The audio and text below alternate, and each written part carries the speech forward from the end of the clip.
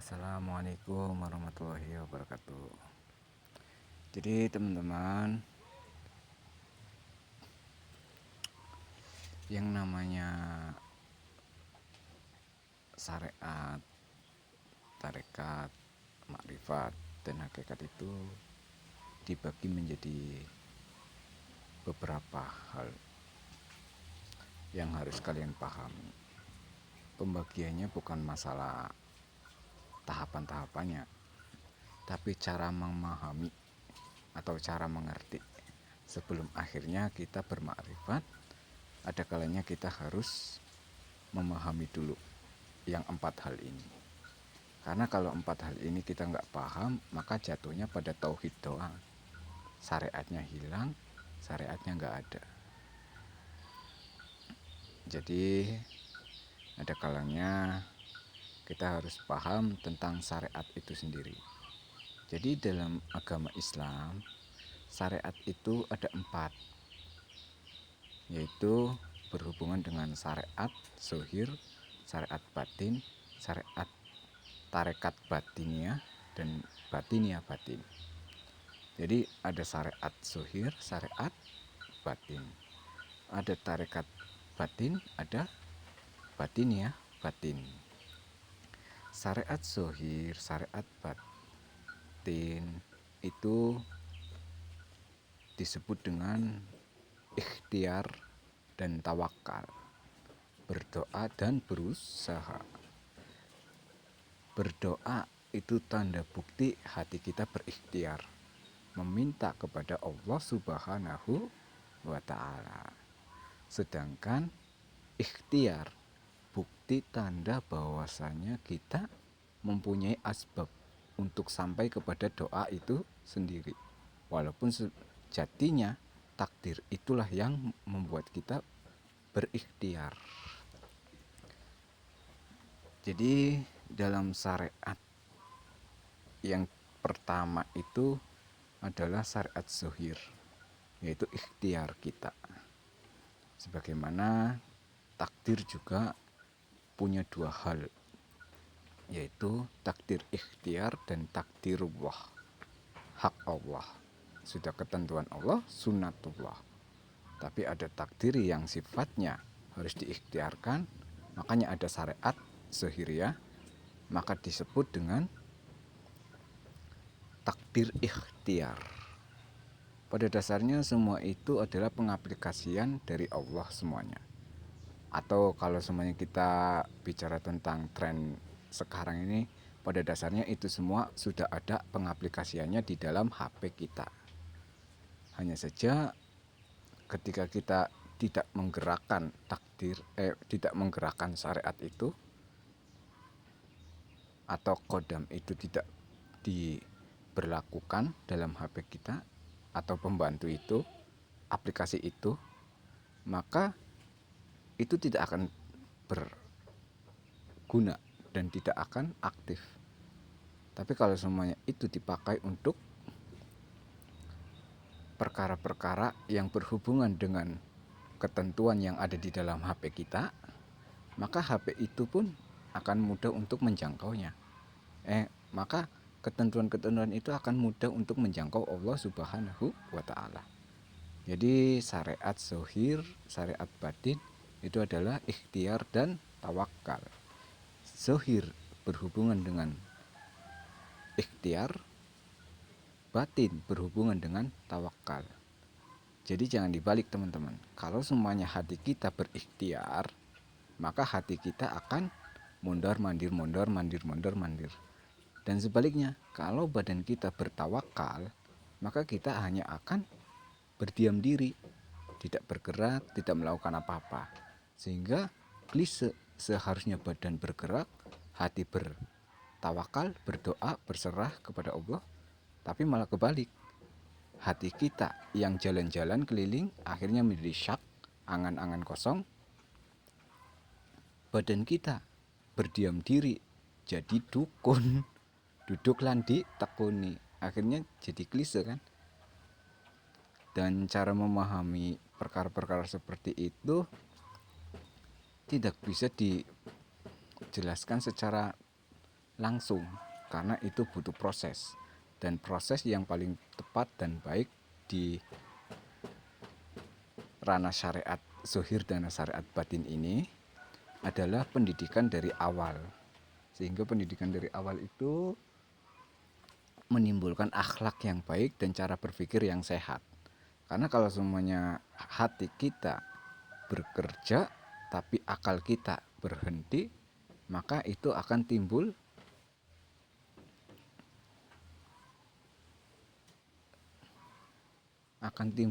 perkara-perkara yang sifatnya hanya merenung. Banyak merenung tapi tidak berbuat. Dan sebaliknya, jika syariat kita, syariat zuhir, kita lakukan dan tidak kita sinkronisasikan dengan kolbu, maka pergerakan kita hanya pergerakan zuhir. Sedangkan cara berpikir, teori, dan wawasan tentang hal-hal yang berhubungan dengan syariat itu tidak akan bisa bermanfaat lebih. Maka dari itu syariat zuhir dan syariat batin ini diletakkan pada awal-awal permulaan, yaitu muraqab dan musyahadah. Sehingga muraqab dan musyahadah ini menjadi tujuan awal orang-orang yang ingin mendekat kepada Allah. Bagaimana mungkin kita mau menyembah Allah jika kita tidak mengenalnya? Kan gitu ya logikanya. Sedangkan makrifat itu adalah pengenalan. Maka dari itu kita harus muraqab dulu, seolah-olah kita melihat Allah. Kalau sudah sampai kepada seolah-olah kita melihat Allah, berusahalah bahwasanya seolah-olah Allah melihat engkau, sehingga engkau pun bisa musyahadah sampai kepada cahayanya, titik terangnya, sebagai tawajjuh. Dan tawajjuh di sini adalah tawajjuh yang bersifat syar'i, yang berhubungan dengan syariat dan tarekat itu sendiri. Karena kalau semuanya tidak berhubungan dengan syariat dan tarekat ini, maka disebut dengan istidraj. Mungkin orang-orang yang nggak memegang perkara-perkara seperti ini masih bisa disebut orang yang hebat kalau memiliki pengalaman dan pengetahuannya. Tapi kalau itu tidak disertai dengan syariat zuhir dan syariat batin, maka disebut dengan istidraj, pembiaran dari Allah untuk hamba-hambanya yang lalai. Sehingga kita harus tetap fokus istiqomah sampai mati, bersabar menunggu ketentuan Allah, kan gitu ya. Karena asma Allah yang paling ujung itu adalah sabar, sehingga kesabaran itu akan membuahkan kepandaian. Sebagaimana ketika kita sabar, maka kita tidak bisa melangkah ke depan lagi, karena sudah nggak ada lagi. Jadi ketika kita sabar, kita disuruh ridho.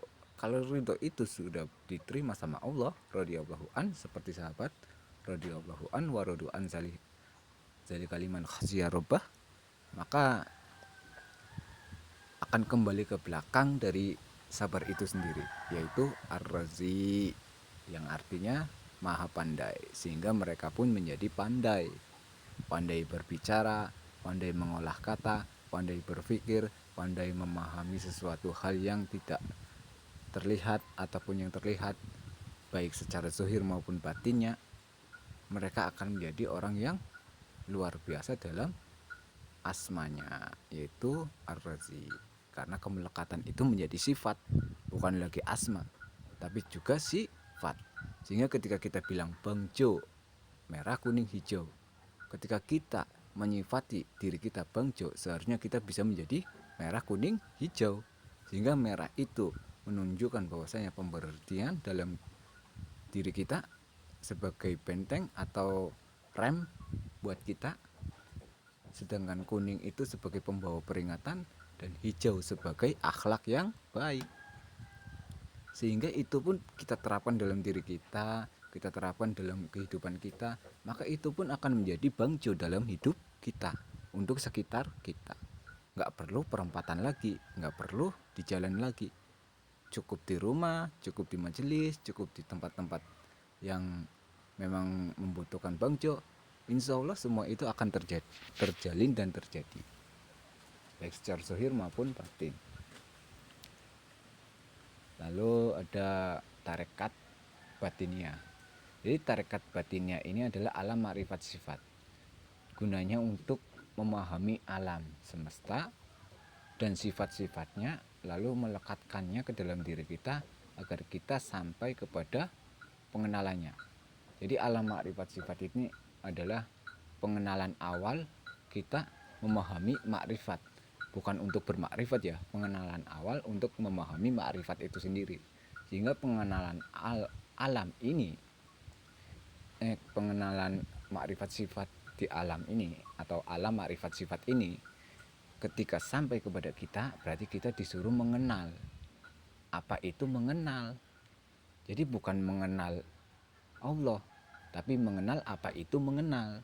Sehingga ketika kita sampai kepada ma'rifatullah, maka kita akan paham dengan sendirinya, karena kita sudah memahami definisi dari apa itu mengenal, bukan memahami definisi apa itu ma'rifatullah. Tapi karena kita melekatkan definisinya dulu, lalu baru kita mencoba untuk berkenalan, maka kita akan lebih mudah dan lebih praktis dan lebih santai, enjoy, dan tentunya lebih realistis, nggak berlebih-lebihan dan nggak lebay. Maka dari itu teman-teman, kalau kita memang benar-benar niat beragama, dan kalau kita memang benar-benar niat mau memahami sesuatu dengan keyakinan seyakin-yakinnya, maka yakinlah bahwasanya kalau Allah menginginkan kebaikan, maka Allah akan berikan pemahaman tentang agamanya. Jadi kuncinya, lakukan kebaikan, amal soleh, dan beriman kepada Allah Subhanahu wa Ta'ala. Karena sesungguhnya amal soleh itulah yang akan mengantarkan kita kepada kebaikan. Sehingga Allah menyampaikan, anna ini zondi abdihi, aku tergantung prasangka hambaku. Ketika hambaku bersangka baik, maka aku pun akan bersangka baik. Maka ketika Allah bersangka baik kepada kalian, maka Allah akan berikan pemahaman tentang agamanya. Jadi Allah ketika bersangka baik kepada kita, itu Allah nggak langsung beri dunia, tapi Allah berikan, itu Allah nggak langsung berikan dunia, Allah nggak berikan harta, tahta, wanita, dunia, jabatan, atau kedudukan, tapi Allah berikan pemahaman tentang agama. Jadi Allah berikan furqan teman-teman, pembeda antara halal dan haram, antara baik dan buruk, antara yang hak dengan yang batil. Semuanya jelas dan detail secara rinci. Nggak mungkin kita memperlakukan perkara-perkara agama secara frontal, karena semuanya itu butuh pemahaman untuk mengenal. Jadi pemahaman untuk mengenal itu beda dengan pemahaman dengan makrifat. Kalau semuanya pemahaman untuk mengenal itu kita pahami secara detail, maka kita akan paham, oh gini toh, oh gini toh, oh gini toh, ternyata alam ini begini, ternyata sesuatunya harus dikonfirmasikan dengan ini, maka akan terjalin sebuah perkara-perkara batin dan zohir yang disebut dengan ilmu ada dua, yaitu hujah Allah untuk hamba-hambanya, dan ilmu batin yaitu ilmu yang akan mengantarkan kita kepada cintanya, sayangnya, rindunya, sehingga kita pun akan sampai dan mengenal Allah di alam makrifat sifat dengan sifat-sifat Allah yang 99 Asmaul Husna. Dengan nada tablik dan dengan nada fatona. Walaupun tidak seperti Rasulullah, walaupun tidak seperti para nabi, walaupun tidak seperti para kekasih-kekasih Allah yang lainnya, tapi insya Allah perkara dan pemahaman ini bisa kita pahami secara detail, jelas, dan lugas. Dan insya Allah kalian akan bisa memahaminya secara rinci. Jadi intinya kalian harus paham perkara syariat, tarekat, makrifat, dan hakikat itu sendiri. Dan tadi kita tahu syariat, yang dimaksud syariat pertama itu adalah syariat zahir, dan yang dimaksud syariat kedua adalah syariat batin, dan yang dimaksud yang ketiga dan keempat itu adalah tarekat batin dan batinia batin. Oke teman-teman, segala sesuatu yang baik datangnya dari Allah, dan segala sesuatu yang salah itu karena Bang Jo, tanda kurung, Harjo Wirobondo, manusia biasa yang tidak sempurna. Jadi jika ada salah kata, maka maafkanlah. Wabillahi taufiq wal hidayah. Assalamualaikum warahmatullahi wabarakatuh.